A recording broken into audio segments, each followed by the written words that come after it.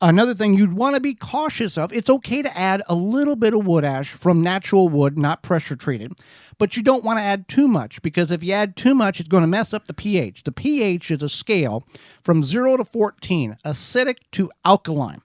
And neutral is 7, which most plants like that. Most of our vegetables are okay with that. You can get 6.5 to 7.5 in that range. You're okay.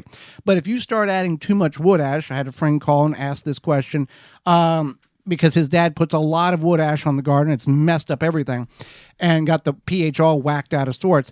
You want to add agricultural lime. Now, whenever you're attempting to alter the pH level up or down, it's not I put lime on it today, I can plant, and it's going to be back from a 4 or an 8, and it's going to be back to a 7. It takes 6, 12, 18 months. It takes some time to get this. It's not a instant fix. So it is a time process, but it can be done.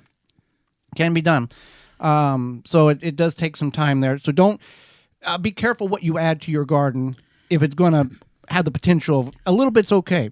A lot's not so much, especially with wood ash. And we've heard lots of stories about this, whether it be nitrogen, wood ash, whatever. You want to be aware of how much you are adding. Yeah, toxic soil.